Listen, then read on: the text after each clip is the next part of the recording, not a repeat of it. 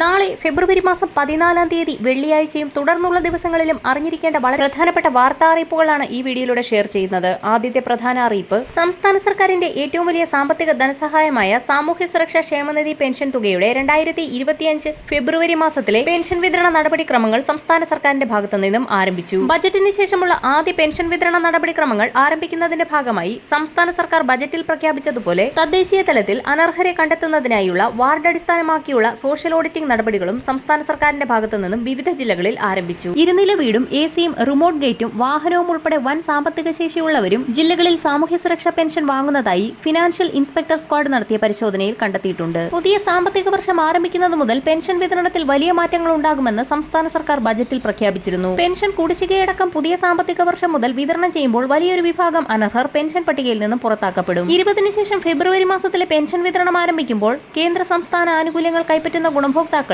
PM Kisan Samman Nidhi യോജനയുടെ 19-ാം ഗഡുവായ 2000 രൂപ കൂടി എത്തിച്ചേരും. ഫെബ്രുവരി മാസം 24 മുതൽ കിസാൻ സമ്മാൻ നിധിയുടെ 2000 രൂപ വീതം ഗുണഭോക്താക്കൾക്ക് ബാങ്ക് അക്കൗണ്ടുകളിലേക്ക് എത്തിച്ചേരും. അടുത്ത പ്രധാന അറിയിപ്പ്, മുഴുവൻ സമയം പരിചരണം ആവശ്യമുള്ള കിടപ്പ് രോഗികൾ, അതോടൊപ്പം തന്നെ ശാരീരിക മാനസിക വെല്ലുവിളികൾ നേരിടുന്നവരെ ശുശ്രൂഷിക്കുന്നവർക്കുള്ള ആശ്വാസ കിരണം പദ്ധതിയിലേക്കുള്ള കുടിശ്ശിക വിതരണം ചെയ്യുന്നതിനു വേണ്ടി 10 കോടി രൂപ ഇപ്പോൾ അനുവദിച്ചതായിട്ട് ഭിന്നശേഷി വകുപ്പ് മന്ത്രി R ബിന്ദു ഇപ്പോൾ അറിയിച്ചിരിക്കുകയാണ്. പ്രതിമാസം 600 രൂപ വീതം പദ്ധതിയിൽ ഉൾപ്പെട്ട ഗുണഭോക്താക്കളുടെ ബാങ്ക് അക്കൗണ്ടുകളിലേക്ക് എത്തിച്ചേരും. 2024-25 വർഷത്തിലെ 2-ാം ഗഡുവാണ് വിതരണം ആരംഭിക്കുന്നത്.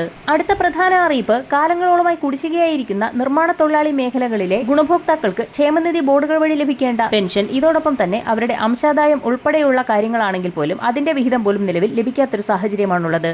വലിയൊരു പ്രതിഷേധത്തിനാണ് ഇതിപ്പോൾ ഇടയാക്കിയിരിക്കുന്നത്.